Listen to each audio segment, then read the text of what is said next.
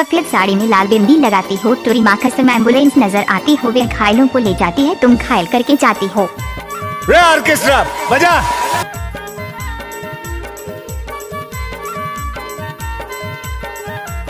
Ladwani sound पर टोला।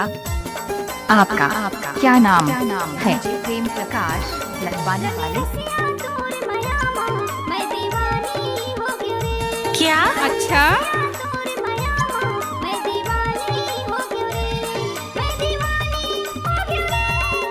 अरे जा जा।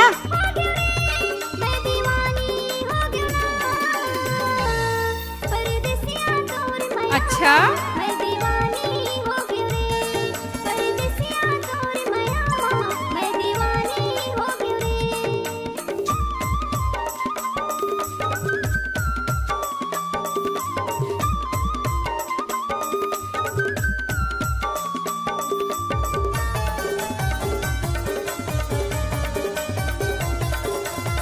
ओए होए।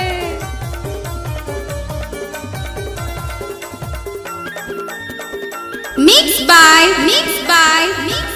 आप सुन रहे हैं डीजे प्रेम प्रकाश का मिक्स किया हुआ गाना। नाच ना वो।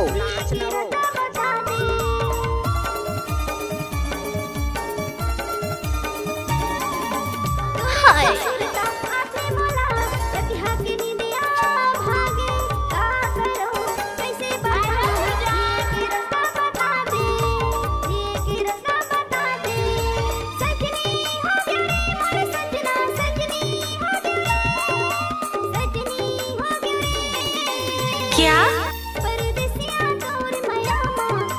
ऐसी का टूरा?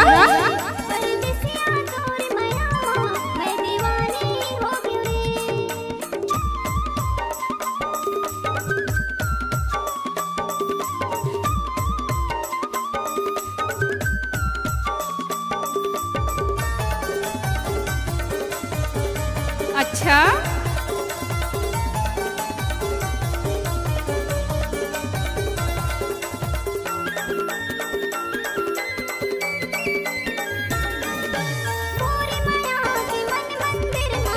आपका क्या नाम है? डीजे प्रेम प्रकाश लदवानी वाले।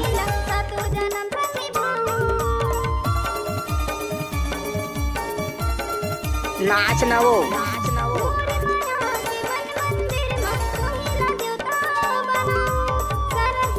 ओए होए। लहस झन्नाओ बस हो गया।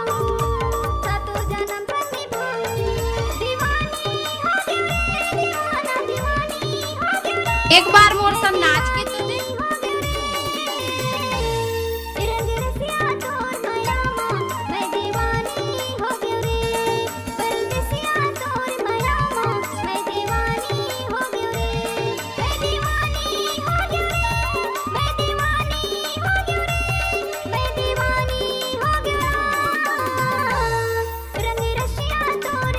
कैसे लागे?